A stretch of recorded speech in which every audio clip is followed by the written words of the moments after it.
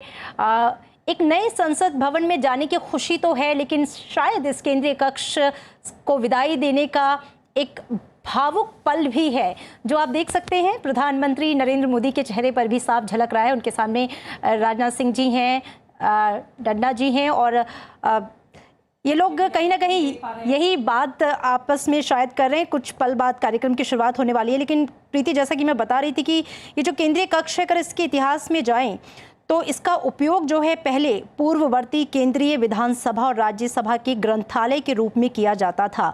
1946 में इसका स्वरूप बदला गया और इसे संविधान सभा कक्ष में बदल दिया गया, और 9 दिसंबर 1946 से 24 जनवरी 1950 तक वहां संविधान सभा की बैठकें हुई। और मौजूदा समय में हम लोकसभा अध्यक्ष भी अब देख पा रहे हैं, ओम बिरला, वो भी प्रधानमंत्री के साथ यहाँ मौजूद हैं और सभी का अभिवादन यहाँ पर वो कर रहे हैं। अमृता, लेकिन प्रीति, अगर मैं बॉडी लैंग्वेज देखूं, आप देखिए ये सभी बड़े लीडर्स जो हैं एक साथ खड़े हैं, बातचीत कर रहे हैं, चेहरे पे खुशी है और एक उत्साह भी है, उमंग भी है, जोश भी है। लेकिन शायद कहीं ना कहीं इस केंद्रीय जो कक्ष है या ये जो संसद का पुराना भवन है, इससे विदाई लेने का एक भावुक क्षण भी है। और ये जो फीलिंग्स हैं मिली जुली, प्रीति, हम चेहरों में देख सकते हैं। जो लीडर्स हमारे इस वक्त दिखाई दे रहे हैं तस्वीरों में, मैं केंद्रीय कक्ष की बात कर रही थी, चूंकि इसका उपयोग अपने दर्शकों को बता दें कि दोनों सभाओं की संयुक्त बैठकें आयोजित करने के लिए किया जाता है।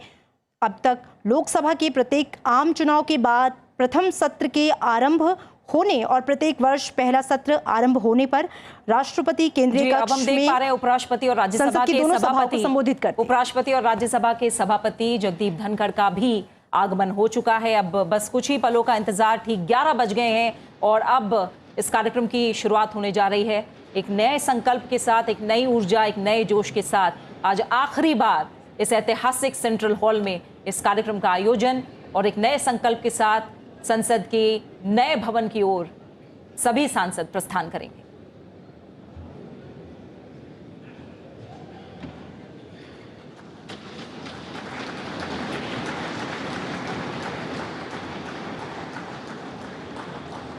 कार्यक्रम का शुभारंभ राष्ट्रगान के साथ।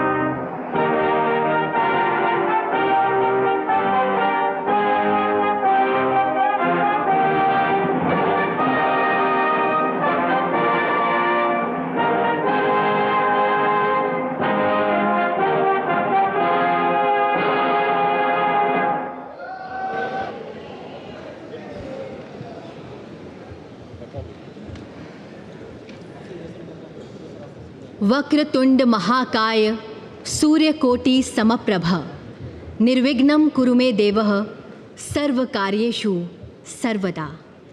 आप सभी माननीय विशिष्ट जनों को गणेश चतुर्थी की हार्दिक शुभकामनाएं।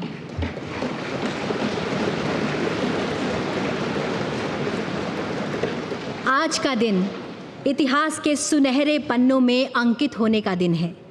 ये दिन परिवर्तन का है, एक नए शुभ आरंभ का, पुरातन से नवीनता की ओर बढ़ने का, परंपराओं को साथ लिए आधुनिकता के साथ कदम ताल करने का। और इसी पल को एक साथ जीने के लिए हम सब एकत्रित हुए हैं संसद के ऐतिहासिक केंद्रीय कक्ष में। आप सभी माननीय विशिष्ट जनों का हार्दिक स्वागत, अभिनंदन एवं शत शत वंदन।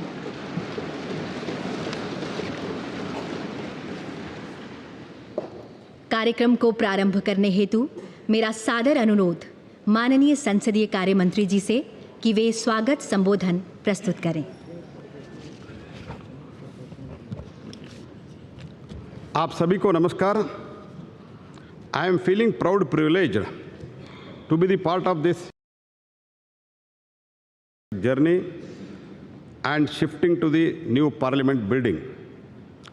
First of all, I welcome Honorable Vice President of India and the Chairman of Rajya Sabha, Shri Jagdeep Dhankar ji, to gracing this momentous occasion. I welcome the most popular, dynamic, Honorable Prime Minister, Shri Narendra Modi ji, who has been real force behind giving us the new temple of democracy in the shape of new state-of-art Parliament House building, which is emerging as a symbol of Atmanirbhar Bharat.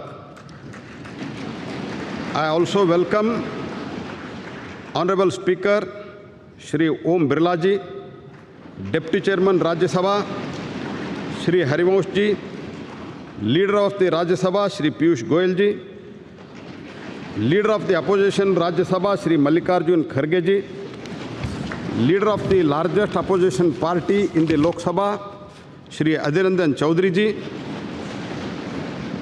all my colleague ministers, other senior leaders, fellow MPs from both the houses of the Parliament, to this function which has been organized to commemorate the last sitting of both the House held yesterday in the respective chambers.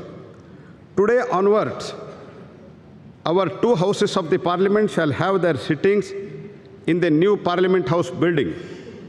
We all know that this central hall has witnessed transfer of power from Britain to Bharat, the formation and adoption of our Constitution by the Constituent Assembly has been host to some very important occasions like rollout of GST, one tax, one nation, a finest example of cooperative federalism in our parliamentary democracy. There were 3 joint sittings of both the houses of the Parliament for resolving the deadlocks under the Article 108, that is the Dowry Prohibition Bill 1959, the Banking Service Commission Repeal Bill 1978, Prevention of Terrorism Bill 2002. You all know that Lok Sabha and Rajya Sabha were sitting in this building since 13th May 1952. Along with all my fellow members of the Parliament and other stakeholders of this Parliament, I am very happy and enthusiastic about the functions of the two houses of the Parliament henceforth from the new building, which is the symbol of new and emerging Bharat, paving the way for the developed nation as envisaged by Prime Minister by 2047. At the end, I would like to say that our journey so far is marked by excellent achievements, memorable experience, difficult challenges, remarkable milestones. As we go ahead, let us learn from our previous experiences so far and reaffirm our commitment to our historic democratic values and tirelessly work for the betterment of the person last in the queue. Jai Hind. बहुत बहुत धन्यवाद मान्यवर।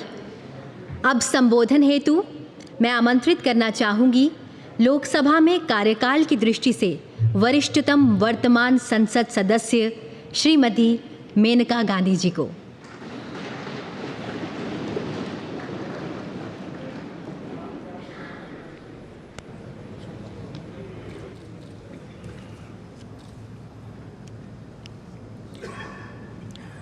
Honorable Vice President, Chairman of the Rajya Sabha, Honorable Speaker, Honorable Prime Minister, Ministers, and esteemed colleagues of this distinguished House. Actually, I'm as surprised to be here as you are to see me. This is a historic day today. I'm proud to be part of this historical moment when a government under the leadership of Prime Minister Shri Narendra Modi ji has undertaken to repair the deep-rooted asymmetry and to give an equal share in India's future to all of us women. I'm grateful for the honor you have given me of speaking about my years in Parliament. We are going to a new building, and hopefully this grand edifice will reflect the aspirations of a new Bharat. Today, I have been entrusted with the responsibility of addressing this esteemed assembly as the most senior parliamentarian in the Lok Sabha. I entered Parliament at the age of 32, 9 years after the death of my husband. My debut was as Minister for Environment.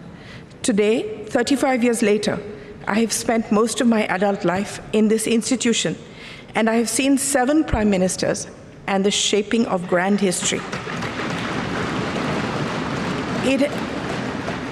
It has been an arduous, rocky road. I had several terms as an independent member and finally joined the Bharatiya Janata Party under Shri Atal Bihari Vajpayeeji's leadership in 2004. Since then, I have remained a proud member of the BJP as well as this august house. Being a member of Parliament is an immense responsibility, as it entails safeguarding the trust of lakhs of voters who elect us to be their voice. You are given power, but this power must always be used for their good. The job demands unwavering commitment, moral rectitude, and courage. Basically, it demands great love for your country and infinite kindness towards all. Each one of us gets this opportunity to make a difference, provided we sublimate our own ambitions and see ourselves only as vessels or bridges or protectors of all the beings that need us, the last person in India who believes himself forgotten, people who cannot navigate for themselves and appoint us as their helmsmen. I have tried to make the most of every minute to bring about change wherever I am, whether as Environment Minister, when many institutions and laws that safeguard us were passed, as Social Justice Minister setting up Alimco, which now looks after all the disabled in the country, Childline, which was regarded internationally as the best institution for looking after street children, stopping child labor in the carpet industry. You can change things wherever you are. For instance, in the opposition as a BJP member, as chairperson of the often ignored Assurances Committee, we changed the way people were experimented on by pharmaceutical companies. They were not paid or even asked before becoming guinea pigs. This was changed by us. During Atalji's time, we brought in the vital red and green dot on foods, allowing people to know whether they were eating vegetarian, non-vegetarian food. We repaired an institutional deception by food companies. No service, no job is too small that it should not be taken seriously. My happiest moment was being given the responsibility by the Prime Minister, who coined the phrase, Beti Bachao, Beti Padhao.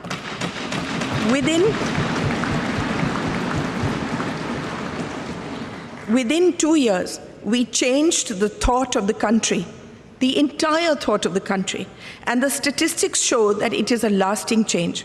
From 130 women per 1,000, a shameful statistic, it rose to 950. Crores of girls were saved. Not only that, it is now seen as a shame and a crime to do away with girl children, whether in the womb or newly born.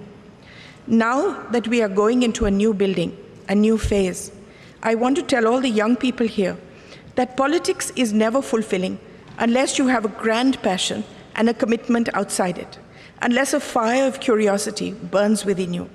No service is too small in the service of Mother India.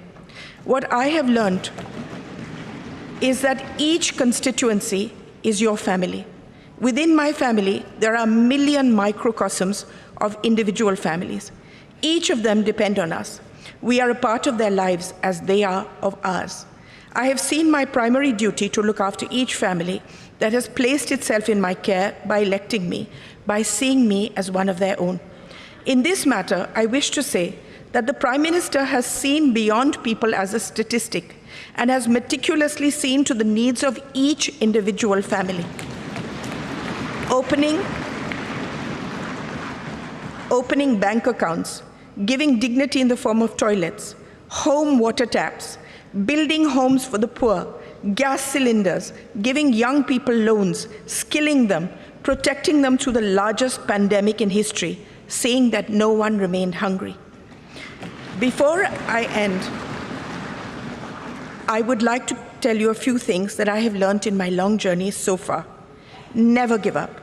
There are times in all our lives where the world sits heavy on our shoulders and there doesn't seem any path ahead. It will take courage, determination, and a commitment to something larger than ourselves to forge ahead. Have faith in the goodness of your fellow man. Quieten your mind and soldier on. Believe in yourself. You are an instrument of goodness. If you fight for good, you will always be protected. Use the pain that we all have in our hearts to make yourself a better human being, not to embitter you. Use the pain in your heart to see the pain in the hearts of millions of beings around you and dedicate your life to them. I want to speak to all the women here. The world is still an unequal place, and we as women need to be the greatest champions of and for each other.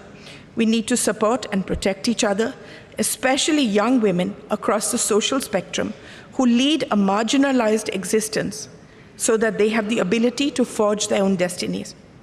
There is no greater power in the world than the power of empathy and kindness, and this transforms the life of someone weaker than you. Kindness serves as its own reward. The greatest bank balance that we will ever possess is that of good deeds that we leave in our wake. That is the only legacy that will remain. My faith in God is unwavering. I see Him in everyone and everything. I see everything as sacred. I leave you with one thought. We are all part of one divine thread, and we are all connected, closer than we can imagine. Let us, irrespective of any differences we may have, wish happiness, protection, and on this holy day of Ganesh Chaturthi, a life free of obstacles for us and all our countrymen. Illuminate the lamp of goodness in our hearts. Jai Hind, Jai Bharat.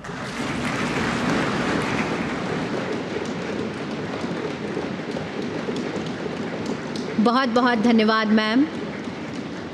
आपने बिल्कुल सही कहा। ये वो देश है जहां बेटियां आगे बढ़ती हैं। ये वो देश है जहां परंपराओं के साए में आधुनिकता पनपती है। ये वो देश है वसुधैव कुटुंबकम, जिसका नारा है विश्वगुरु भारत, ये देश हमारा है। अब मेरा सादर अनुरोध लोकसभा में सबसे बड़े विपक्षी दल के नेता श्री अधीर रंजन चौधरी जी से कि वे अपना संबोधन प्रस्तुत करें।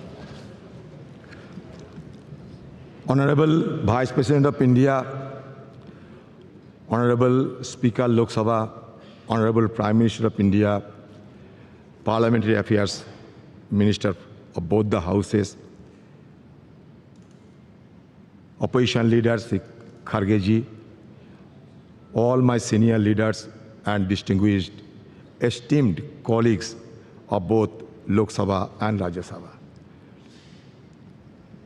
Having seized this opportunity without making any compunction, without mincing any word, I must state that I feel elevated and elated of having been stood in this podium, which had witnessed a caravan of historical episodes and numerous momentous events in the midst of the galaxy of luminaries who had rigged up their brain and burned the midnight oil to frame the Constitution of India in this august house, which is called at the time Constituent Assembly. So we are proud of all of them, numbering 389 members, including 296 from British India and 93 from princely states. In this house also, in this house, in the year 1947, 22nd January, the objectives resolution, numbering 8, was passed, was adopted, which was proposed by Jawaharlal Nehru ji also, which had inspired the shaping of our constitution in subsequent stages also. So now, In this august house, all of us are well experienced and known the journey, the odyssey of our constitution. From colonial past to independent India, we have observed the transition of the destiny of this great country named after India. It is astonishing to note that those 389 members intensively discussed among them for 2 years, 11 months, and 19 days, and produced the largest constitution of the world, led by Baba Saheb Ambedkar, the father of Indian Constitution. We have been gifted with 395 articles. Also, 22 parts and 8 schedules. So naturally, the house, which is called Central Hall, it is a historic hall. It is not. It will not be known by simply its architectural splendor, but its illustrious legacy. Now I come to the point that our ability to attain developed nation status by 2047 hinges on the active involvement of our citizens and the unwavering dedication of their representatives. The groundwork laid in the formative years of our nationhood and also the subsequent years has empowered us significantly. However, we are confronted with intricate challenges that require immediate attention and resolution as we progress towards this objective.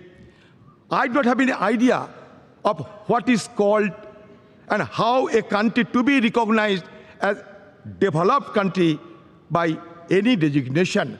I do not have any idea of any global consensus is existed or not, because when we see other developed countries, among the various key determinants, one determinant is always followed, that is Human Development Index. And insofar as Human Development Index, India has been lagging behind, and we are ranked 131 out of 189 countries.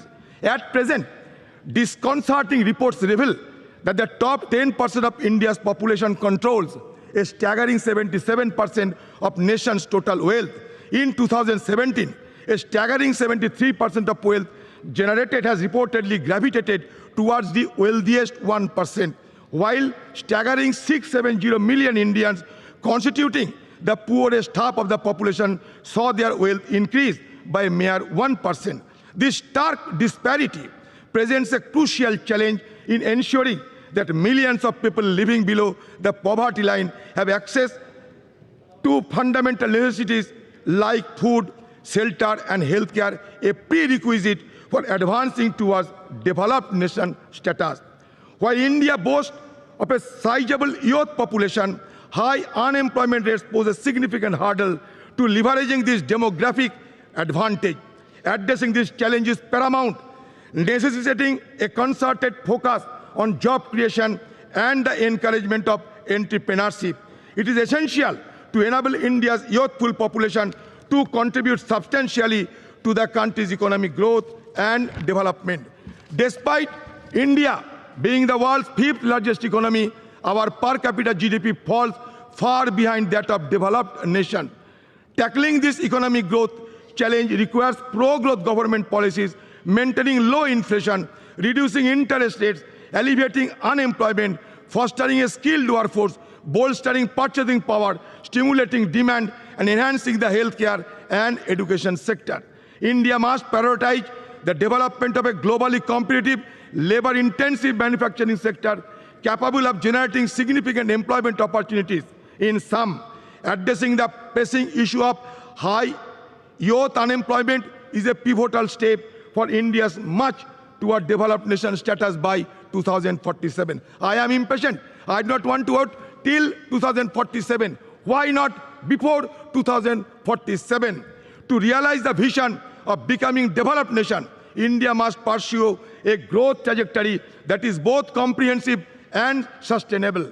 Economic growth must be all-inclusive, benefiting every citizen. An overarching focus on human development, encompassing access to healthcare, education and essential services, must be implemented holistically. The challenge of transforming India into a developed nation by 2047 are substantial, encompassing poverty, infrastructure deficit, and environmental sustainability. By implementing a holistic strategy that encompasses infrastructure development, attraction of investment, enhancement of education, promotion of innovation, social welfare, environmental conservation, paying emphasis on manufacturing and integration of technology, India can pave the way for its emergence as a developed nation. It is only with unwavering determination, collective commitment, that the country can realize this visionary goal and unlock its potential on the global stage. I will conclude by saying that धरती सिखाते हमने सबको बोझ उठाना, गगन सिखाते हमने ऊपर उठते जाना, सूरज की लाली से सीखा जग आलोकित करना, चंदा की किरणों से सीखा सबको पीड़ा हरना, पर्वत ने सिखाए हमने दृढ़ संकल्प बनाना, नदी सिखाए हमने आगे बढ़ते जाना, सागर की लहरों ने सीखा दुख सुख सहे जाना, और तूफान ये सिखलाते हैं आफत में ना घबराना और आफत से टकराना.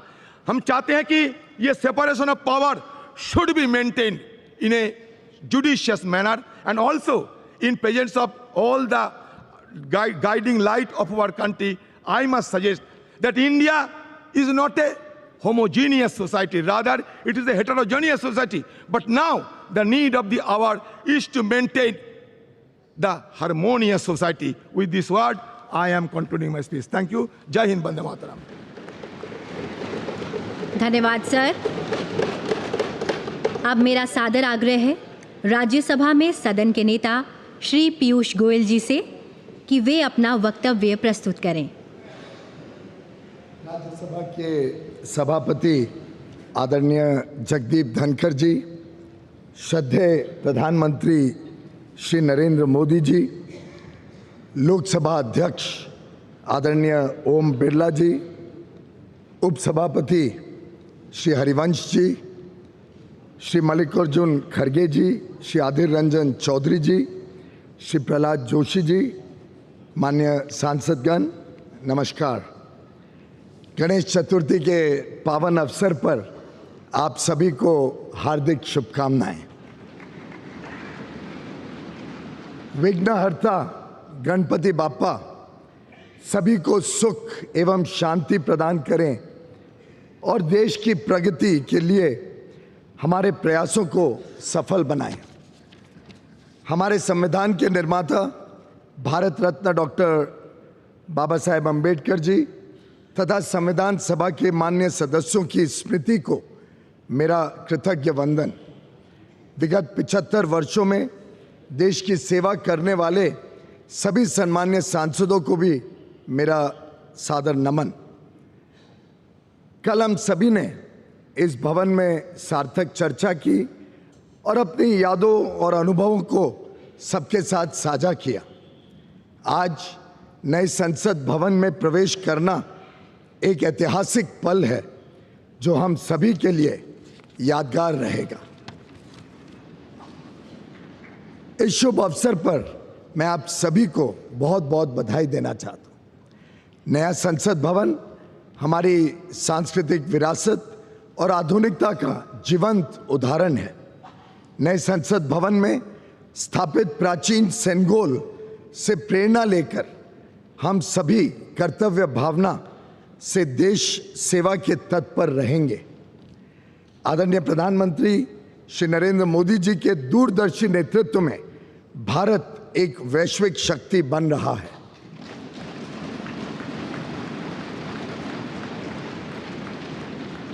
नया संसद भवन अपने विशाल और सुंदर स्वरूप में एक नए विश्वास से भरे आत्मनिर्भर भारत का पहचान बनेगा। पार्लियामेंट हमेशा से एकता का प्रतीक रहा है।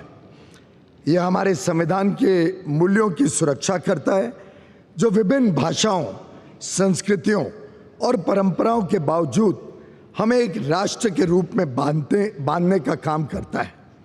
यहाँ अनुभव का ज्ञान और युवाओं की ऊर्जा मिलकर 140 करोड़ देशवासियों के उज्जवल भविष्य को आकार देने का काम करते रहेगी। और मैं समझता हूँ आज का दिन एक सकारात्मक सोच के साथ आगे बढ़ने का है। कई सारे विषय रहे, आज़ादी के बाद कई सारे चुनौतियां रहीं। शायद कई सारी चुनौतियां समय पे अगर समाधान कर दिया होता तो और जल्दी 2047 के पहले भी देश विकसित बन जाता। पर हमारे पास जो वर्ष मिले, जो काम करने का, देश ने सेवा करने का मौका दिया, उसमें जो अभूतपूर्व प्रगति देश ने देखी है, मैं समझता हूँ इसको आगे लेकर इस देश को नई ऊंचाइयों तक माननीय प्रधानमंत्री नरेंद्र मोदी जी के नेतृत्व में हम सब मिलकर काम करेंगे। लक्ष्य बड़ा है, राह कठिन है, पर मुझे पूरा विश्वास है संसद में जो जनप्रतिनिधि बैठेंगे वे अपने दायित्वों का पूर्ण निष्ठा से निर्वहन करेंगे और अमृत काल में एक समृद्ध, सशक्त और विकसित भारत के सृजन का आधार बनेंगे। बहुत बहुत धन्यवाद। भारत माता की जय। सादर धन्यवाद सर। अब मेरा सादर अनुरोध राज्यसभा में नेता प्रतिपक्ष श्री मल्लिकार्जुन खड़गे जी से कि वे अपना संबोधन प्रस्तुत करें।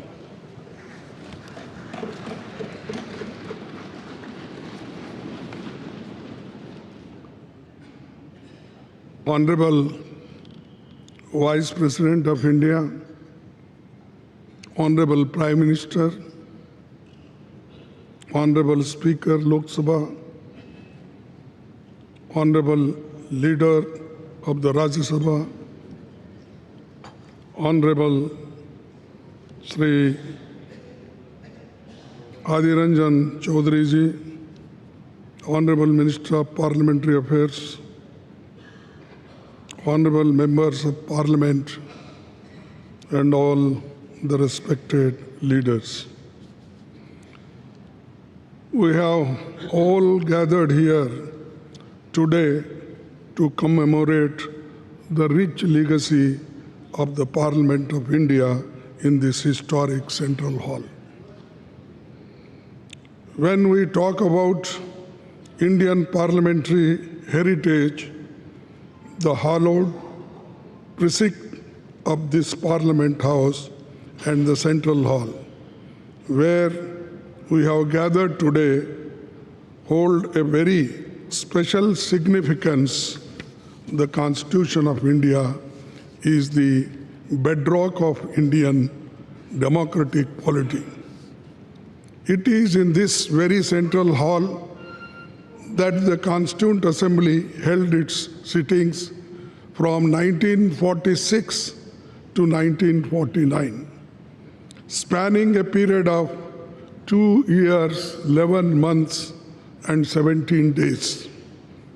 Today, we humbly recall the phenomenal contributions made by Dr. Rajendra Prasad, the first President of India, Pandit Jawaharlal Nehru ji, the first Prime Minister, and architect of modern India, Sardar Vallabhbhai Patel, the first Home Minister of India, and Dr. B.R. Ambedkar, architect of Indian Constitution.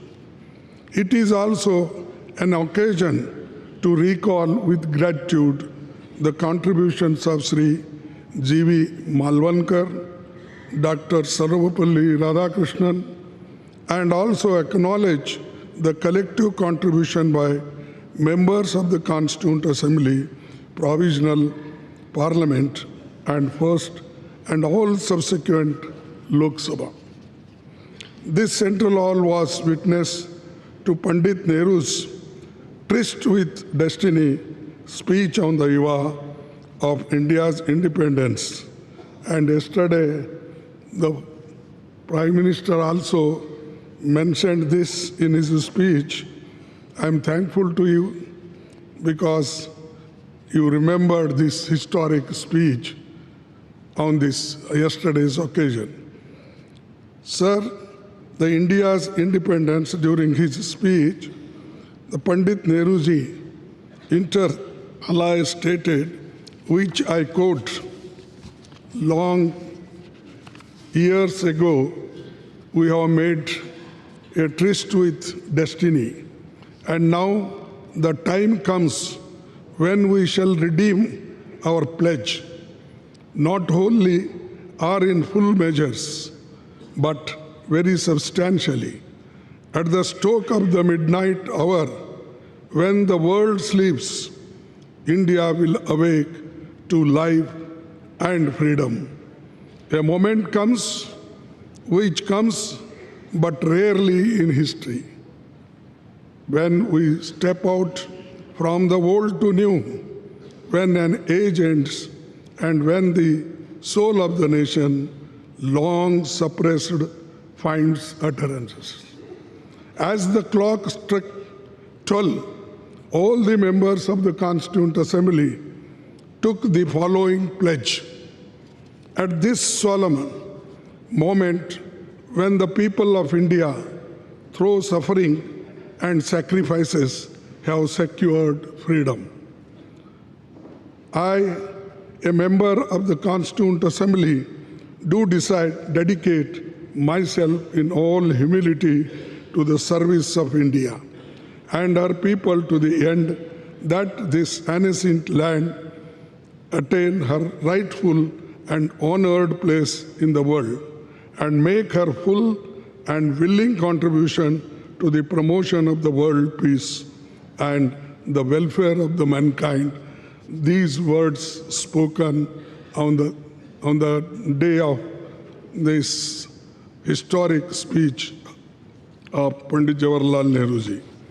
I wish to emphasize at this juncture that this is all due to the collective and dedicated effort by parliamentarians cutting across the party lines over the past 7.5 decades.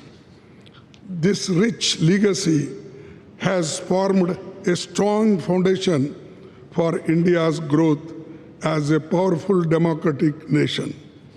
Every nook and corner of the Parliament House has witnessed the evolution of our parliamentary democracy over the past 75 years.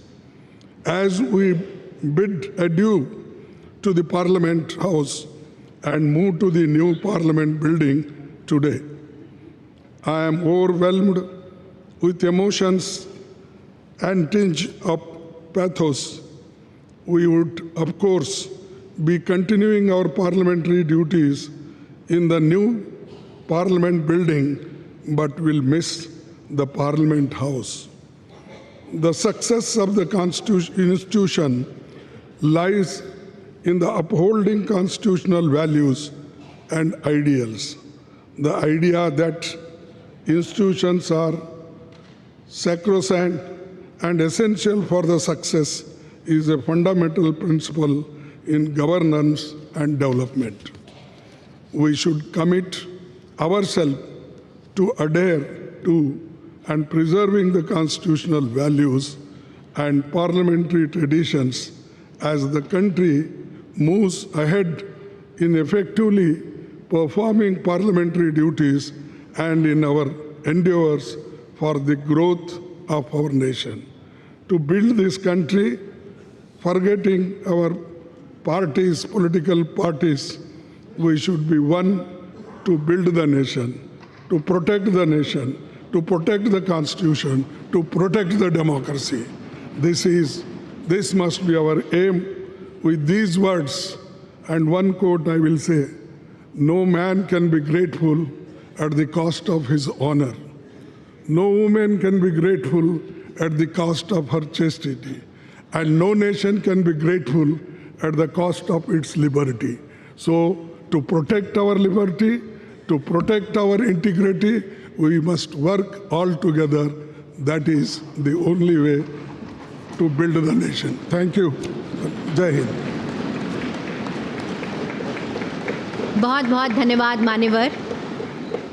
अब मेरा मान्य आग्रह है माननीय लोकसभा अध्यक्ष श्री ओम बिरला जी से कि आप हम सभी को अपने शब्दों द्वारा अनुग्रहित करें। माननीय उपराष्ट्रपति जी, माननीय प्रधानमंत्री जी,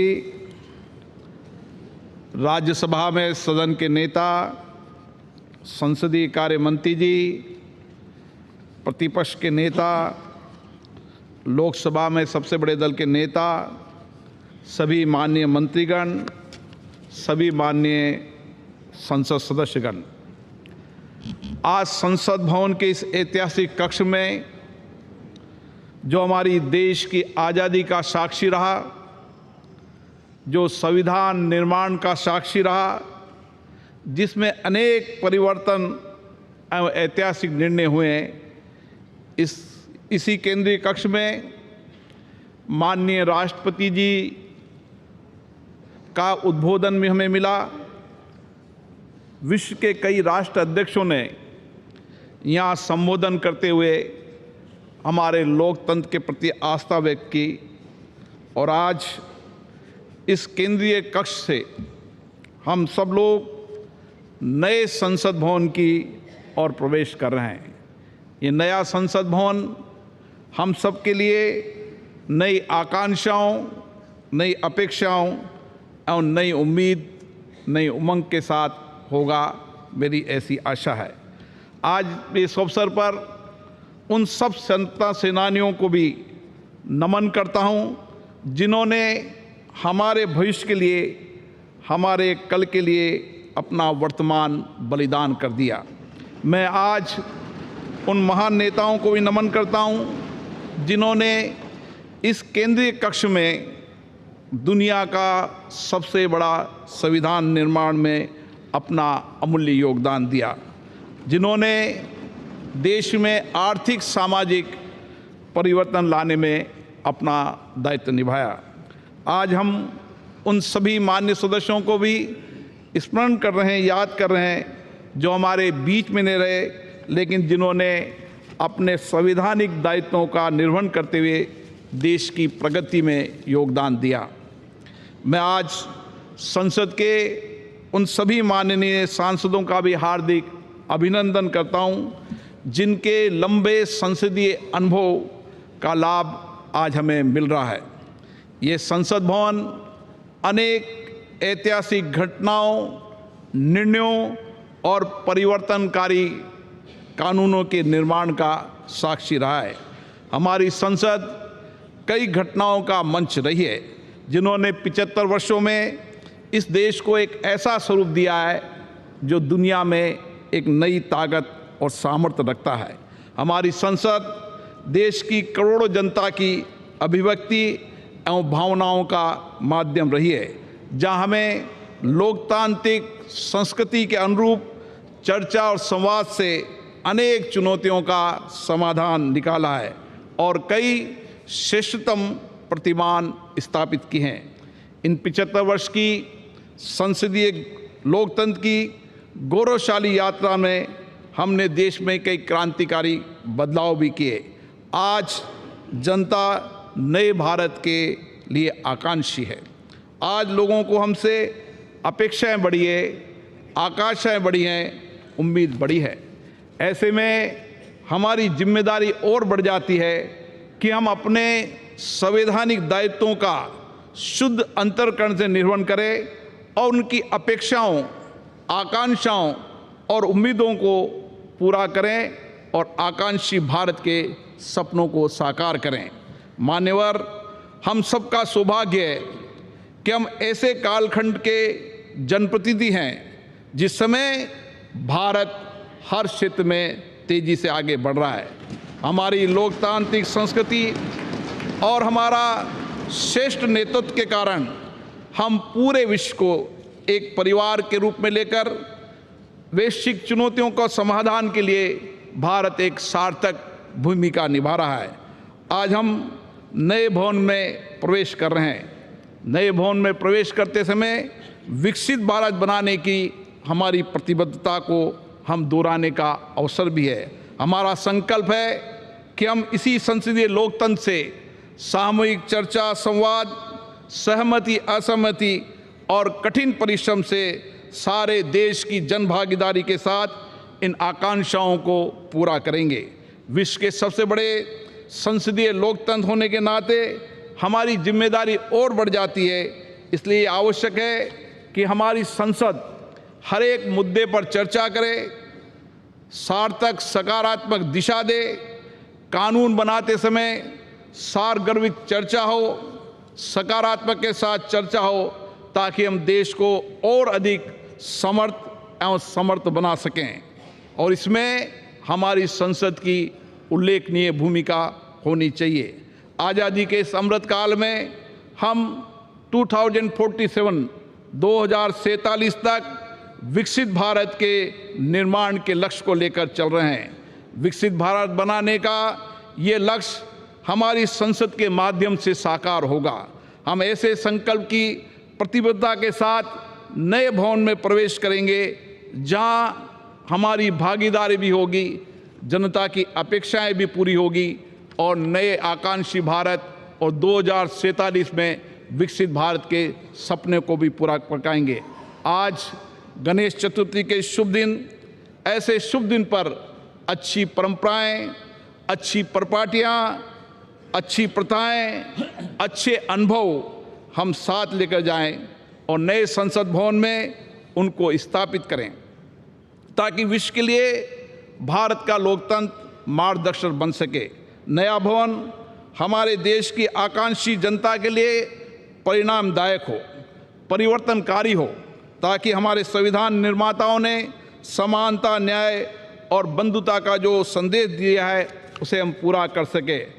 हम अपनी संसद को देश की जनता की सेवा में सच्चे भाव से समर्पित करें।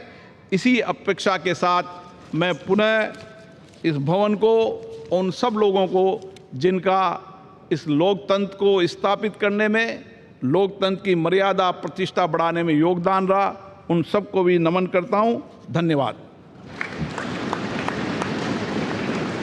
बहुत बहुत धन्यवाद मान्यवर। अब मेरा विनम्र अनुरोध माननीय प्रधानमंत्री श्री नरेंद्र मोदी जी से कि आप विशिष्ट जनों की सभा को संबोधित करें एवं हम सभी का मार्गदर्शन करें।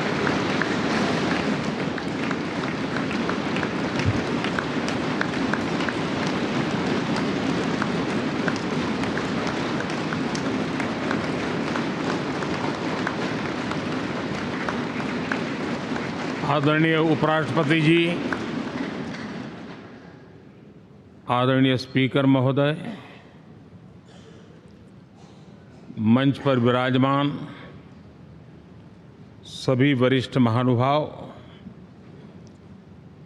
और 140 करोड़ देशवासियों के प्रतिनिधि, सभी माननीय सांसदगण,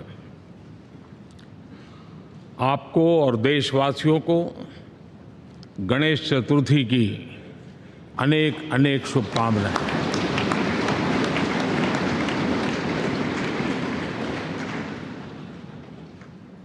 आज नए संसद भवन में हम सब मिलकर के नए भविष्य का श्री गणेश करने जा रहे हैं।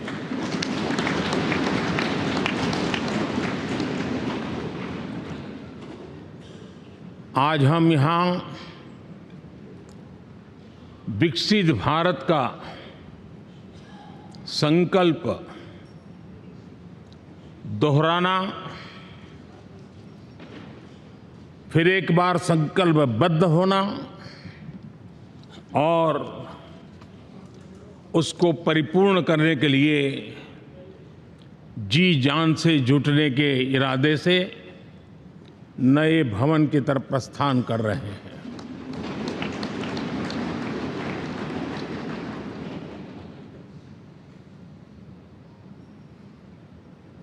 सम्माननीय सभागृह, ये भवन और उसमें भी ये सेंट्रल हॉल एक प्रकार से हमारी भावनाओं से भरा हुआ है। हमें भावुक भी करता है और हमें हमारे कर्तव्य के लिए प्रेरित भी करता है। आजादी के पूर्व ये खंड एक प्रकार से लाइब्रेरी के रूप में इस्तेमाल होता था, लेकिन बाद में संविधान सभा की बैठक यहाँ शुरू हुई और उन संविधान सभा की बैठकों के द्वारा गहन चर्चा विचारणा कर करके हमारा संविधान यहीं पर आकार लिया। यहीं पर 1947 में अंग्रेजी हुकूमत ने सत्ता हस्तांतरण किया, उस प्रक्रिया का भी साक्षी हमारा ये सेंट्रल हॉल है। इसी सेंट्रल हॉल में भारत के तिरंगे को अपनाया गया, हमारे राष्ट्रगान को अपनाया गया और ऐतिहासिक अवसरों पर आज़ादी के बाद भी सभी सरकारों के दरमियान अनेक अवसर आए जब दोनों सदनों ने मिलकर के यहाँ पर भारत के भाग्य को गढ़ने के पर विचार किया, सहमति बनाई और निर्णय भी किए। 1952 के बाद दुनिया के करीब 41 राष्ट्राध्यक्षों ने इस सेंट्रल हॉल में हमारे सभी माननीय सांसदों को संबोधित किया है।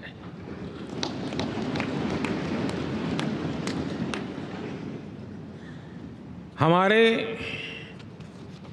राष्ट्रपति महोदयों के द्वारा 86 बार यहां संबोधन किया गया है।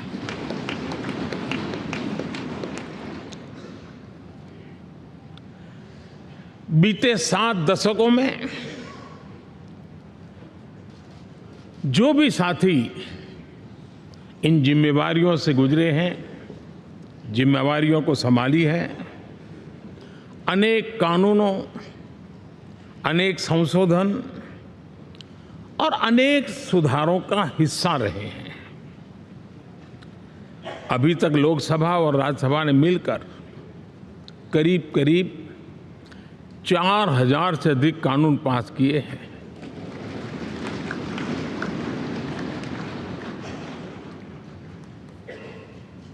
और कभी जरूरत पड़ी तो जॉइंट सेशन के माध्यम से भी कानून पारित करने की दिशा में रणनीति बनानी पड़ी और उसके तहत भी दहेज रोकथाम कानून हो, बैंकिंग सर्विस कमीशन बिल हो, आतंक से लड़ने के लिए कानून हो, ये संयुक्त सत्र में पास किए गए हैं, इसी गृह में पास किए गए। इसी संसद में मुस्लिम बहन बेटियों को न्याय की जो प्रतीक्षा थी, शाहबानो केस के कारण कुछ गाड़ी उल्टी पार्टी पर चढ़ गई थी, इसी सदन ने हमारी उस गलतियों को ठीक किया और 3 तलाक विरुद्ध कानून हम सब ने मिलकर के पारित किया। संसद ने बीते वर्षों में ट्रांसजेंडर को न्याय देने वाले कानूनों का भी निर्माण किया। इसके माध्यम से हम ट्रांसजेंडर के प्रति सद्भाव और सम्मान के भाव के साथ उनको नौकरी, शिक्षा, स्वास्थ्य, बाकी जो सुविधाएं हैं एक गरिमा के साथ प्राप्त कर सके, इसकी दिशा में हम आगे बढ़े। हम सभी ने मिलकर हमारे दिव्यांग जनों के लिए भी उनकी ज़रूरतों को देखते हुए, उनके एस्पिरेशंस को देखते हुए ऐसे कानूनों का निर्माण किया जो उनके लिए उज्जवल भविष्य की गारंटी बन रहे हैं। आर्टिकल 370 हटाने से लेकर वो विषय ऐसा रहा जो शायद ही कोई दशक ऐसा होगा कि चर्चा न हुई हो, चिंता न हुई हो और मांग न हुई हो। आक्रोश भी व्यक्त हुआ, सभागृह में भी हुआ, सभागृह के बाहर भी हुआ। लेकिन हम सबका सौभाग्य है कि हमें सदन में आर्टिकल 370 से मुक्ति पाने का, अलगाववाद, आतंकवाद के खिलाफ लड़ाई लड़ने का एक बड़ा महत्वपूर्ण कदम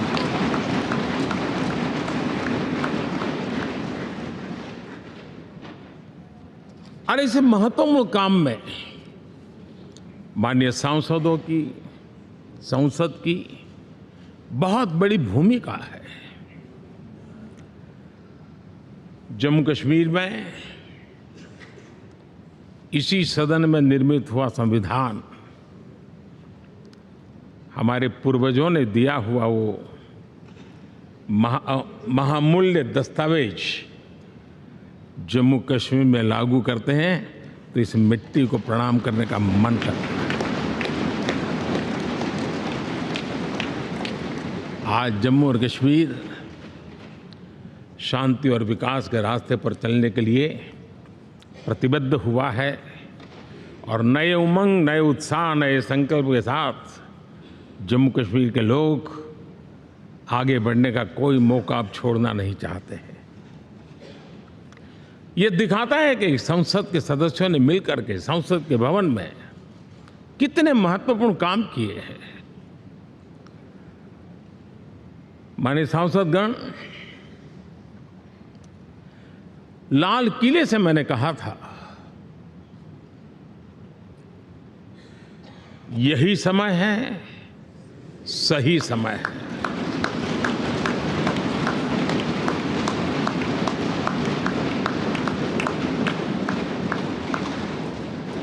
एक के बाद एक घटनाओं की तरफ हम नजर करेंगे। हर घटना इस बात का गवाह दे रही है कि आज भारत एक नई चेतना के साथ पुनर्जागृत हो चुका है।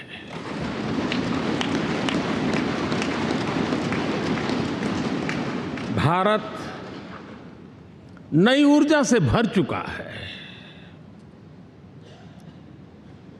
और यही चेतना, यही ऊर्जा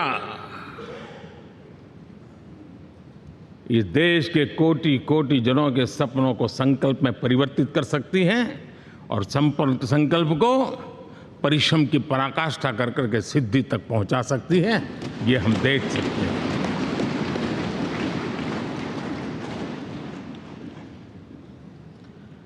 और मेरा विश्वास है देश जिस दिशा में चल पड़ा है, इच्छित परिणाम अवश्य प्राप्त होंगे।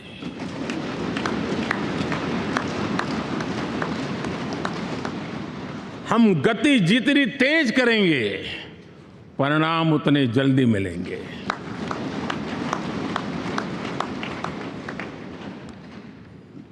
आज भारत 5वीं अर्थव्यवस्था पर पहुंचा है, लेकिन पहले 3 में पहुंचने के संकल्प के साथ बढ़ रहा है।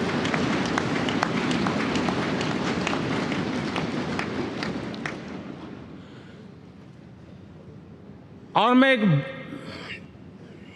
जिस स्थान पर बैठा हूं, जो जानकारियां प्राप्त होती है उसके आधार पर विश्व के गणमान्य लोगों से बातचीत करता हूं, उसके आधार पर मैं बड़े विश्वास से कह रहा हूं, हम में से कुछ लोगों की निराशा हो सकती है, लेकिन दुनिया आश्वस्त है कि भारत टॉप 3 में पहुंच के रहेगा।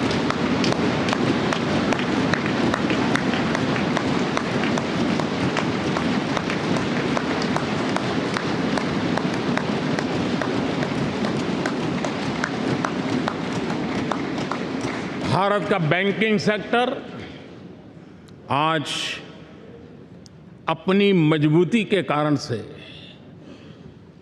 फिर एक बार दुनिया में सकारात्मक चर्चा का केंद्र बना हुआ है।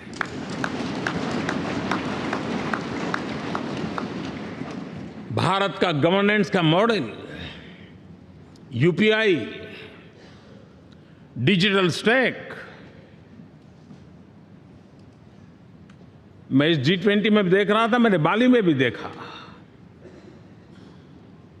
टेक्नोलॉजी की दुनिया को लेकर के भारत का नौजवान जिस प्रकार से आगे बढ़ रहा है, पूरे विश्व के लिए कौतुक भी है, आकर्षण भी है और स्वीकृति भी है।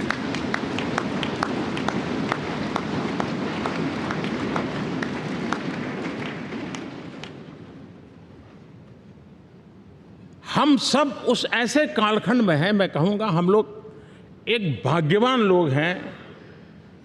ऐसी भाग्यवान समय में हमें कुछ दायित्व निभाने का अवसर आया है, और हमारा सबसे बड़ा भाग्य है कि आज इंडियन एस्पिरेशंस उस ऊंचाई पर हैं जो शायद पिछले 1000 साल में नहीं रहे होंगे।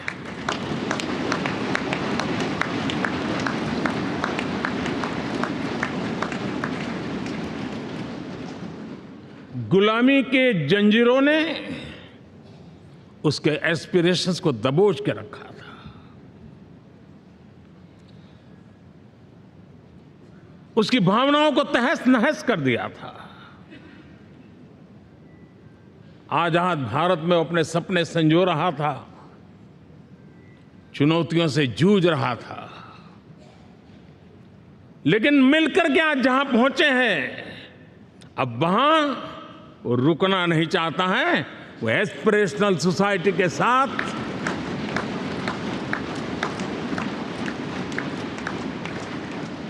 नए लक्ष्य गढ़ना चाहता है।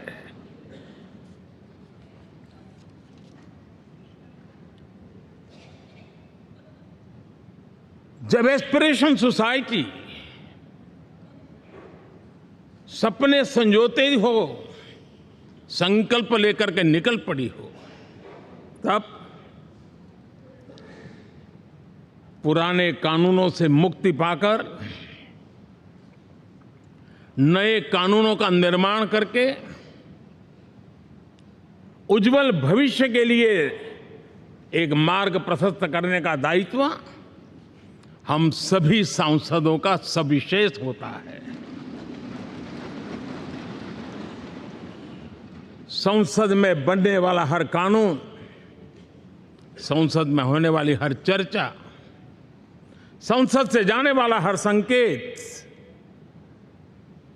इंडियन एस्पिरेशन को बढ़ावा देने के लिए ही होना चाहिए। ये हम सबकी भावना भी है, कर्तव्य भी है, और एक एक देशवासी की हमसे अपेक्षा भी है।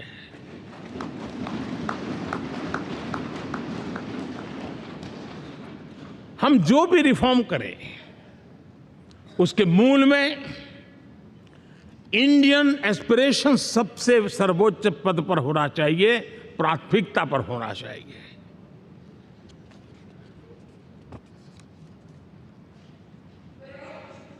लेकिन मैं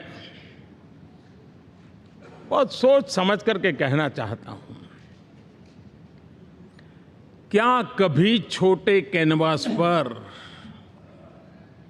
कोई बड़ा चित्र बना सकता है क्या?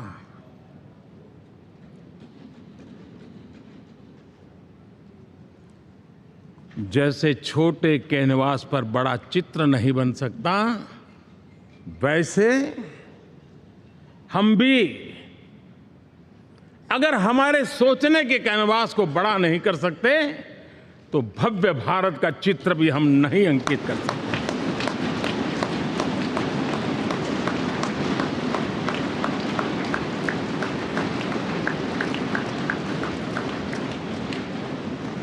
पचहत्तर साल का हमारे पास अनुभव है।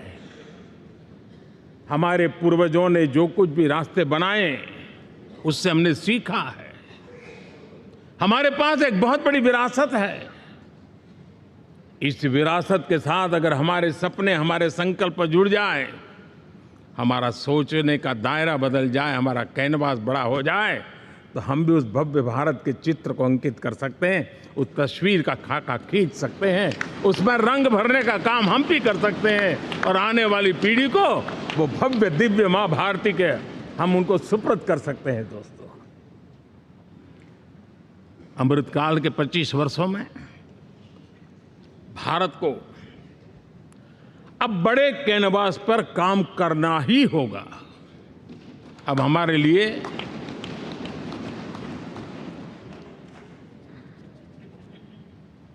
छोटी छोटी चीजों में उलझना वो वक्त चला गया है। हमें आत्मनिर्भर भारत बनाने के लक्ष्य को सबसे पहले परिपूर्ण करना चाहिए और हमसे शुरुआत होती है, हर नागरिक से शुरुआत होती है। और आज दुनिया में भी एक समय ऐसा था कि लोग मुझे कहते थे, हमारे बड़े बड़े बुद्धिजीवी और अर्थशास्त्री लिखते थे कि मोदी आत्मनिर्भर की बात करता है तो मल्टीलेटरलिज्म के सामने चुनौती तो बन नहीं जाएगा, ग्लोबल इकोनॉमी के ज़माने में ठीक तो नहीं होगा। लेकिन 5 साल के भीतर भीतर देखा, दुनिया भारत के आत्मनिर्भर मॉडल की चर्चा करने लग गई है।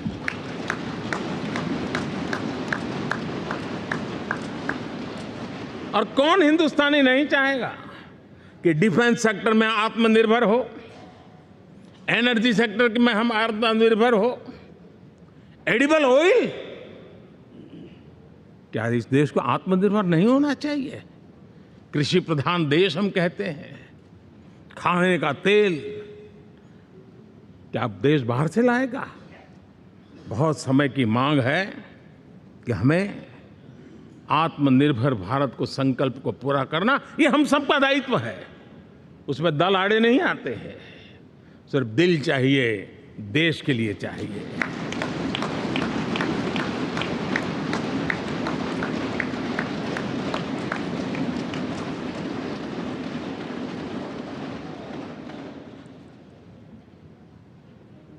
हमें अब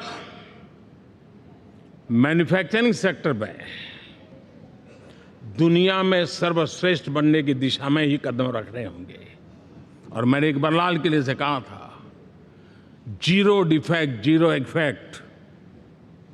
हमारे प्रोडक्ट में कोई डिफेक्ट ना हो, हमारी प्रक्रिया में पर्यावरण पर कोई इफेक्ट ना हो, ऐसा जीरो डिफेक्ट जीरो इफेक्ट वाला हमें दुनिया के सामने मैन्युफैक्चरिंग क्षेत्र में जाना हो। हमारे डिजाइनर,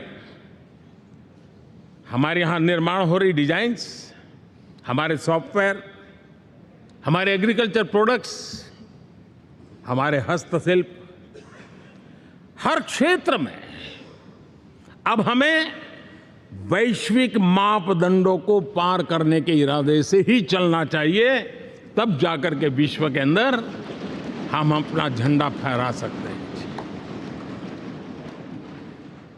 मेरे गांव में मेरा सबसे अच्छा माल हो, इतनी बात नहीं चलेगी। मेरे राज्य में मेरा सबसे अच्छा प्रोडक्ट नहीं चलेगा, मेरे देश में मेरा सबसे अच्छा प्रोडक्ट नहीं चलेगा, दुनिया में मेरा प्रोडक्ट सबसे अच्छा होगा, ये भाव मुझे पैदा है।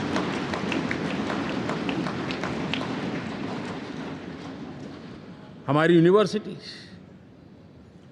दुनिया के अंदर टॉप रैंकिंग में आए, अब इसमें हमें पीछे नहीं रहना है। हमारे शिक्षा जगत को नई नेशनल एजुकेशन पॉलिसी मिली है, एक खुलापन है, सर्व स्वीकृत बनी है, उसके सहारे अब हमें चल पड़ना है। और दुनिया के टॉप मोस्ट यूनिवर्सिटीज में अभी जब G20 में विश्व के मेहमान आए तो मैंने नालंदा की एक तस्वीर रखी थी वहाँ, और जब मैं दुनिया को कहता था 1500 साल पहले मेरे देश में दुनिया की उत्तम से उत्तम यूनिवर्सिटी हुआ करती थी, तो उन सुनते ही रह जाते थे। लेकिन हमें उसे प्रेरणा लेनी है, पर प्राप्त तो अभी करके रहना है, ये हमारा संकल्प होना चाहिए। आज हमारे देश का नौजवान खेल जगत के अंदर दुनिया में हमारी पहचान बना रहा है। टियर 2, टियर 3 सिटी से, गांव, गरीब परिवारों से, गांव से देश के नौजवान, देश की बेटे बेटियां आज खेलकूद के जगत जीवन में हमारा नाम रोशन कर रही है।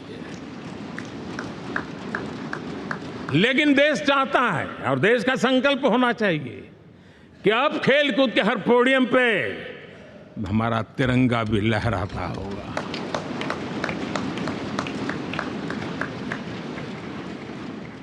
हमें अब पूरा हमारा दिमाग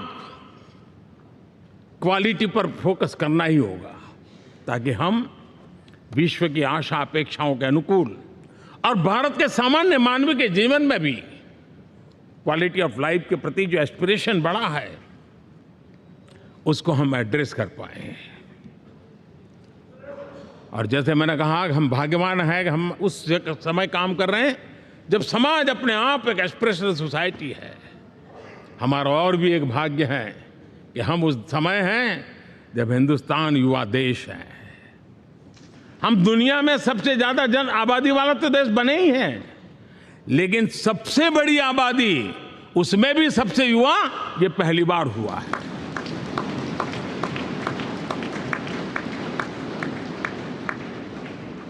जिस देश के पास ये युवा शक्ति हो, युवा सामर्थ्य हो, तब हमें उसकी टैलेंट पे भरोसा है, हमें उसकी संकल्प शक्ति पे भरोसा है, उसकी साहस में हमें भरोसा है। और इसलिए हम चाहते हैं कि दुनिया में भारत का युवा अग्रिम पंक्ति में नजर आना चाहिए, वो स्थिति पैदा होनी चाहिए। आज पूरी दुनिया को स्किल मैन पावर की बहुत बड़ी जरूरत है, और भारत विश्व की इस आवश्यकता की पूर्ति के लिए अपने आप को सज्ज कर सकता है और उन आवश्यकताओं को पूरी कर करके दुनिया में अपनी एक जगह भी बना सकता है। और इसलिए विश्व में उनकी आवश्यकता के लिए किस प्रकार के मैन पावर की जरूरत है, किस प्रकार के उनको ह्यूमन रिसोर्स की जरूरत है, उस स्किल मैपिंग का काम भी चल रहा है। और उस स्किल मैपिंग के अनुसार भारत के अंदर स्किल डेवलपमेंट की तरफ हम बल दे रहे हैं, और जितना ज़्यादा हम स्किल डेवलपमेंट पर बल देंगे, भारत के नौजवानों का सामर्थ्य विश्व में अपना डंका बजाने में कोई कमी नहीं रखेगा। और हिंदुस्तानी जहाँ गया है उसने अच्छाई की छाप छोड़ी है, कुछ कर गुजरने की छाप छोड़ी है। ये सामर्थ्य हमारे अंदर पहले से पड़ा हुआ है, और हमारे पहले जो लोग गए हैं उन्होंने इससे छवि भी बना के रखी हुई है। आपने देखा होगा पिछले दिनों करीब 150 नर्सिंग कॉलेज एक साथ खोलने का निर्णय किया। पूरे दुनिया में बहुत बड़ी रिक्वायरमेंट है नर्सिंग की। हमारी बहन, हमारी बेटियां, हमारे बेटे उस क्षेत्र में दुनिया में पहुंच सकते हैं, आसानी से पहुंच सकते हैं। पूरे विश्व की जरूरत है, और ये तो मानवता का काम है जिसमें हम पीछे नहीं रहेंगे। आज मेडिकल कॉलेजेस का इतना व्यापक रूप से निर्माण देश की आवश्यकता तो पूरी करनी ही करनी है, दुनिया की आवश्यकताओं में भी योगदान दे सकते हैं। कहने का तात्पर्य यही है, हर छोटी चीज पर बारीकी से ध्यान देते हुए, उस पर अपना ध्यान केंद्रित करते हुए हमें आगे बढ़ना है। हमें भविष्य के लिए सही समय पर सही फैसले भी लेने होते हैं। हम फैसलों को टाल नहीं सकते हैं। हम राजनीतिक लाभ नुकसान के गणा भाग के अंदर अपने आप को बंधी नहीं बना सकते हैं। हमें तो देश के एस्पिरेशन के लिए हिम्मत के साथ नए निर्णय करने होते हैं।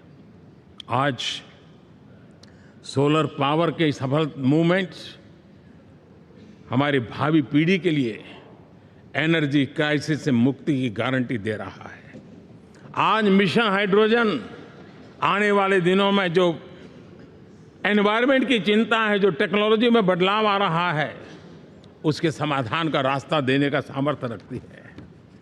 आज हमारा सेमीकंडक्टर जिस प्रकार से जीवन चलाने में हमारे हृदय की ज़रूरत रहती है, वैसे ही आज हमारी टेक्नोलॉजी चिप्स के बिना चल नहीं सकती और सेमीकंडक्टर उसके लिए बहुत अनिवार्य हैं। उस दिशा में हम आगे जा कर के इलेक्ट्रॉनिक मैन्युफैक्चरिंग में कोई रुकावट ना आए और जीवन कहीं अटक न जाए, उसलिए एक बहुत बड़ी मात्रा में हम काम कर रहे हैं। जल जीवन मिशन, हर जिले में 75 अमृत सरोवर, हमारी भावी पीढ़ी को, हमारे बच्चों को उनको कभी पानी के बिना तरसना न पड़े, इसकी चिंता हम आज कर रहे हैं। विश्व के बाजार में हमारा हर व्यापार कारोबार पहुंचे, कॉम्पिटिटिव ताकत के साथ खड़ा रहे, लॉजिस्टिक सिस्टम को और अधिक कम खर्च वाला बनाना, एफिशिएंट बनाना, उस दिशा में हम बहुत नीतियां लेकर के चल रहे हैं। आज समय की मांग है कि भारत का एक ऐसा भारत का हम निर्माण करें। नॉलेज, इनोवेशन, ये समय की मांग है और दुनिया में हमें अग्रिम पंक्ति में जाने का ये रास्ता भी है। और इसलिए पिछले हमने समय नेशनल एजुकेशन पॉलिसी के साथ साथ टेक्नोलॉजी के बढ़ावे के लिए हमने रिसर्च और इनोवेशन का एक कानून भी पारित किया है, ताकि हमारे देश के नौजवानों को इस इनोवेशन के और चंद्रयान 3 की सफलता के बाद देश के नौजवानों के मन में विज्ञान की तरफ आकर्षण बढ़ रहा है। हमें मौका गंवाना नहीं है। हमारी युवा पीढ़ी को हमने रिसर्च और इनोवेशन के लिए पूरे अवसर देने हैं और इस इकोसिस्टम को बनाने के लिए हमने एक उज्जवल भविष्य के निर्माण की नींव रखी है। आदरणीय बंधुगण, सामाजिक न्याय ये हमारी पहली शर्त है। बिना सामाजिक न्याय, बिना संतुलन, बिना समभाव, बिना समत्व हम इच्छित परिणामों को घर के भीतर प्राप्त नहीं कर सकते। लेकिन सामाजिक न्याय की चर्चा बहुत सीमित बन के रह गई। हमें उसको व्यापक रूप में देखना होगा। हम किसी गरीब को कोई सुविधा दें, किसी समाज में दबे कुचले व्यक्ति को कोई सुविधा दें, वो तो सामाजिक न्याय की एक प्रक्रिया है। लेकिन उसके घर तक पक्की सड़क बन जाए ना, वो भी सामाजिक न्याय के लिए उसको मजबूती देती है। उसके घर के नज़दीक में बच्चों के लिए अगर स्कूल खुल जाए तो वो भी उसको सामाजिक न्याय की मजबूती देती है। उसको बिना खर्च अगर आरोग्य में समय की ज़रूरत पड़े वो मिले, तब जाकर के सामाजिक न्याय की मजबूती मिलती है। और इसलिए जिस प्रकार से समाज व्यवस्था में सामाजिक न्याय जरूरत है, वैसा ही राष्ट्र व्यवस्था में सामाजिक न्याय की आवश्यकता है। अब देश का कोई हिस्सा पीछे रह जाए, अविकसित रह जाए, ये भी सामाजिक न्याय के खिलाफ है। दुर्भाग्य से देश का पूर्वी इलाका, भारत का पूर्वी भाग जो समृद्धि से भरा हुआ है, लेकिन वहां के नौजवानों को रोजगार के लिए दूसरे इलाके में जाना पड़ रहा है। ये स्थिति हमें बदलनी है। हमारे देश के उस पूर्वी भाग को, इलाका को समृद्ध बना करके सामाजिक न्याय की मजबूती भी हमने देनी है। असंतुलित विकास, शरीर कितना भी स्वस्थ क्यों न हो, लेकिन एक उंगली को भी अगर लकवा मार गया है तो शरीर स्वस्थ नहीं माना जाता है। भारत कितना ही समृद्ध हो, लेकिन कोई अंग उसका दुर्बल रह जाए तो भारत समृद्धि में पीछे है, मानना पड़ेगा। और इसलिए हम सर्वांगीण विकास के पक्ष में, सामाजिक न्याय की उस ऊंचाई को प्राप्त करने के पक्ष में, दिशा में हमें आगे बढ़ना है। चाहे पूर्वी भारत हो, चाहे नॉर्थ ईस्ट हो, हमें उन चीज़ों को प्राप्त करना। और उसीलिए जो रणनीति कितनी सफल हुई है, 100 एस्पिरेशनल डिस्ट्रिक्ट पर विशेष काम किया, नौजवान अफसरों को लगाया गया, एक स्ट्रेटेजी बनाई गई। आज दुनिया उस मॉडल की चर्चा कर रही है और आज 100 डिस्ट्रिक्ट देश के कोने कोने में जो पीछे माने जाते थे, उसको बोझ मान लिया गया था। आज स्थिति ये बनी है कि 100 डिस्ट्रिक्ट अपने अपने राज्य में लीड कर रहे हैं, राज्य की एवरेज से भी ऊपर जा रहे हैं। और इस सफलता को देख करके, सामाजिक न्याय की इस भावना को मजबूत करते हुए 100 डिस्ट्रिक्ट में से आगे बढ़ करके अब जमीनी स्तर पर ले जाने के लिए 500 ब्लॉक तक उनको एस्पिरेशनल डिस्ट्रिक्ट ब्लॉक के नाते आइडेंटिफाई करके उसको मजबूती करने देने का काम चल रहा है। और मुझे विश्वास है ये एस्पिरेशनल ब्लॉक्स हैं, वो एक विकास का नया मॉडल बनने वाले हैं। वो एक प्रकार से देश के विकास के एक नए ऊर्जा केंद्र बनने की संभावना रखते हैं और उस दिशा में भी हम आगे बढ़ रहे हैं। माननीय सांसदगण, आज विश्व की नजर भारत पर है। शीत युद्ध के समय हमारी पहचान गुटनिरपेक्ष देश के रूप में रही। उस समय की जो जरूरत थी, उसके जो लाभ होने थे, उस समय से हम गुजरे हैं। लेकिन अब भारत का स्थान कुछ और बना है और इसलिए उस समय गुटनिरपेक्ष की अवस्था आवश्यक होगी। आज हम उस नीति को लेकर के चल रहे हैं, जिस नीति को अगर हमें पहचानना है तो विश्व मित्र के रूप में हम आगे बढ़ रहे हैं। हम दुनिया से मित्रता कर रहे हैं, दुनिया हमारे में मित्र खोज रही है। ये शायद विश्व में एक भारत ने, और दूरी नहीं, हो सके उतनी निकटता, उस रास्ते पर चल करके भी हम अपने विश्व मित्र के रूप में भाव आज सफलतापूर्वक आगे बढ़ा रहे हैं। और मुझे लगता है कि इसका लाभ आज भारत को हो रहा है। भारत आज दुनिया के लिए एक स्टेबल सप्लाई चेन के रूप में उभर रहा है और आज विश्व की ये जरूरत है। और उस आवश्यकता की पूर्ति करने का काम G20 में भारत ग्लोबल साउथ के आवाज बनकर के उभरा है। ये बीज G20 समिट में जो बीज बोया गया है, मेरे देशवासी आने वाले समय देखेंगे कि वो ऐसा वटवृक्ष बनने वाला है, ऐसा वटवृक्ष बनने वाला है, विश्वास का ऐसा वटवृक्ष बनने वाला है, जिसकी साया में आने वाली पीढ़ियां सदियों तक एक गर्व के साथ अपना सीना तान करके खड़ी रहेगी। ये मुझे विश्वास है।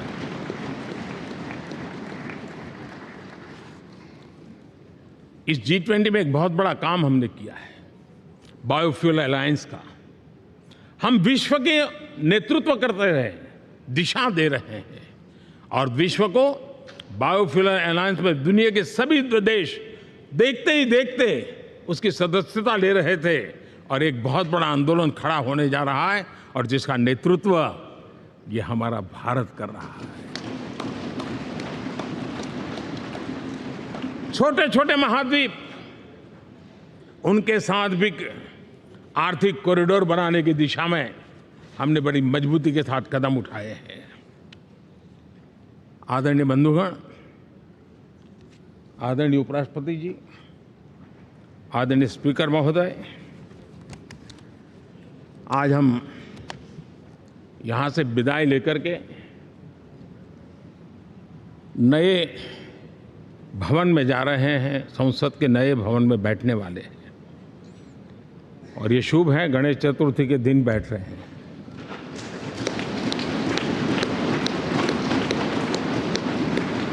लेकिन मैं एक आप दोनों महानुभावों को एक प्रार्थना कर रहा हूं, एक विचार आपके सामने रख रहा हूं। मैं आशा करता हूं कि आप दोनों मिलकर के उस विचार पर जहां भी ज़रूरत पड़े मंथन करके कुछ निर्णय अवश्य कीजिए। और मेरी प्रार्थना है, मेरा सुझाव है कि अब हम जब नए सदन में जा रहे हैं तब इसकी गरिमा कभी भी कम नहीं होनी चाहिए।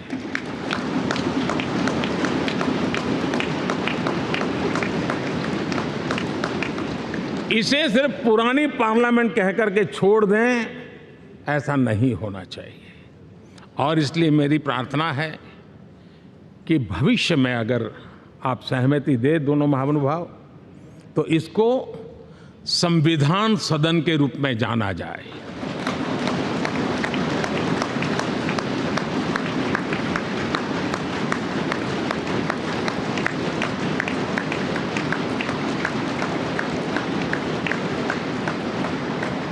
ताकि ये हमेशा हमारे रक्षा के लिए हमारी जीवन प्रेरणा बनी रहेगी।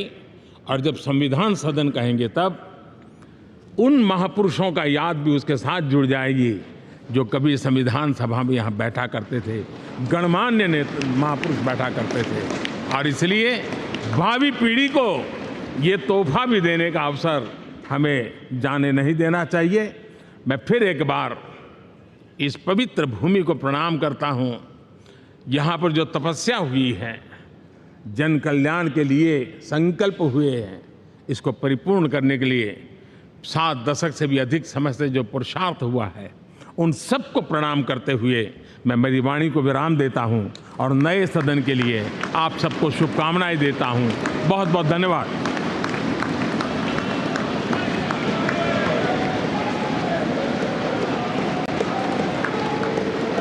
बहुत बहुत धन्यवाद मान्यवर। अब मेरा विनम्र निवेदन माननीय उपराष्ट्रपति जी एवं राज्यसभा सभापति श्री जगदीप धनखड़ जी से कि आप हम सभी का मार्ग प्रशस्त करें।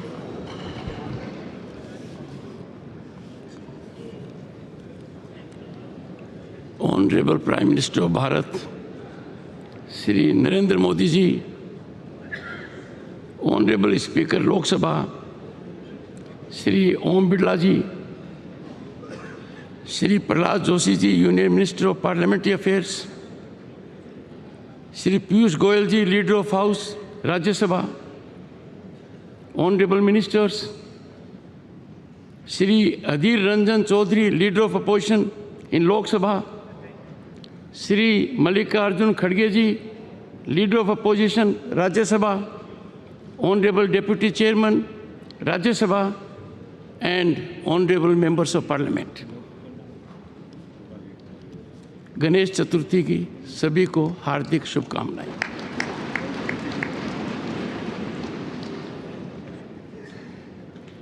माननीय प्रधानमंत्री जी ने अचानक होमवर्क दे दिया और प्रधानमंत्री जी के बाद बोलना अपने आप में बहुत बड़ी चुनौती है। On this momentous occasion, as we stand on the threshold of adding a new chapter to the annals of our parliamentary democracy, I congratulate you all on our phenomenal rise. We all are indeed privileged to be witnessing this history in the making as we bid adieu to this magnificent parliament building which houses both the chambers of our parliament and this imposing central hall, and move to the new one. Traversing over 7-decade journey from Samvidhan Sabha to the present day in Amrit Kal, these hallowed precincts have witnessed many a milestone. Honorable members, from tryst with destiny at midnight of 15th August 1947 to unfolding of innovative, impactful, forward-looking GST regime at midnight of June 30, 2047, and now this significant day. In this very central hall, the members of the Constituent Assembly embarked upon the journey to accomplish the daunting task of drafting the Constitution of India. Deliberations in the Constituent Assembly in this theatre exemplified decorum and healthy debate. Contentious issues were negotiated in a spirit of consensus with the scholarly debate and spirited deliberations. Honorable members, we all need to emulate the exemplary conduct of our founding fathers. The new building of Parliament, a testament to dawn of Atmanirbhar Bharat, is much beyond an architectural marvel. It is a reflection of India's rich cultural diversity, a symbol of national pride, unity, and identity. Impactfully organized G20 resulted in demonstration of India's global power. The new building of Parliament, Bharat Mandapam and Yasho Bhumi are the most recent infrastructure masterpieces competing with the best in the world. These iconic venues are set to play a pivotal role in shaping India's tomorrow. Honorable members, the world now realizes that our nation is on the rise as never before, and this rise is unstoppable.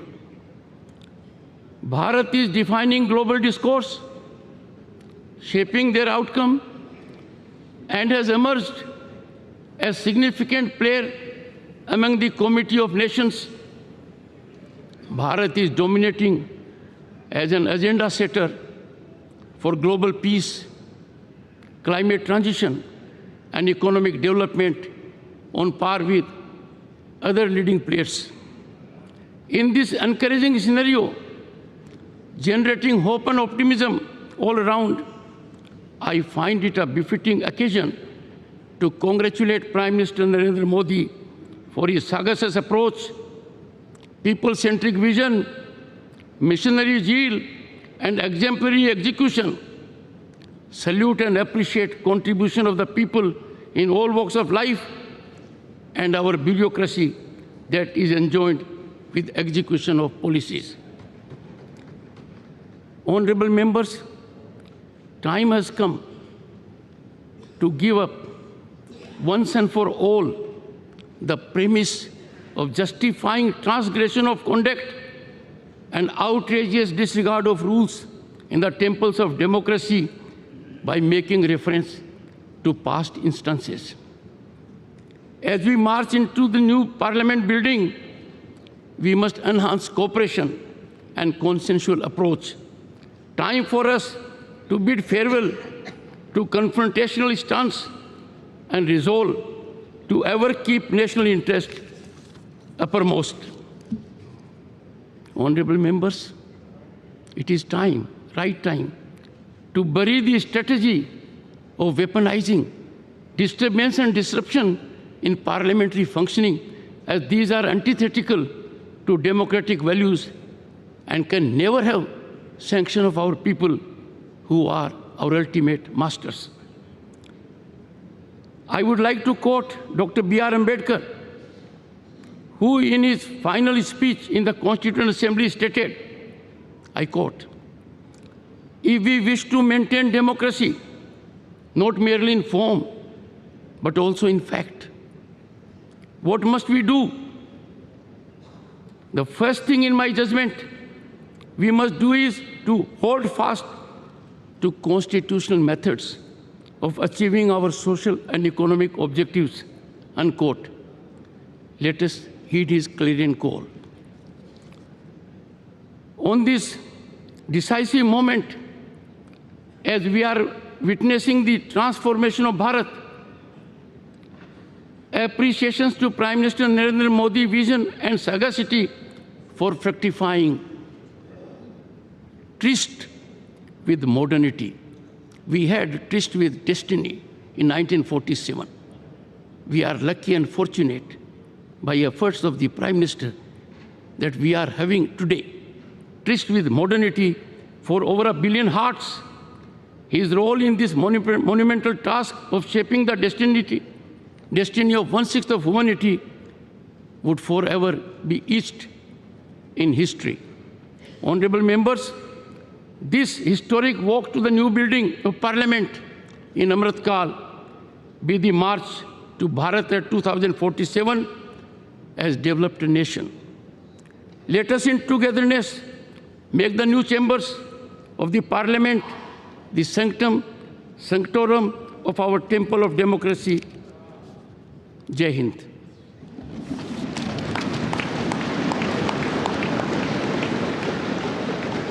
सादर धन्यवाद मान्यवर। कार्यक्रम के समापन से पूर्व आप सभी से अनुरोध कि राष्ट्रगीत के सम्मान में अपने स्थान पर खड़े हो जाएं।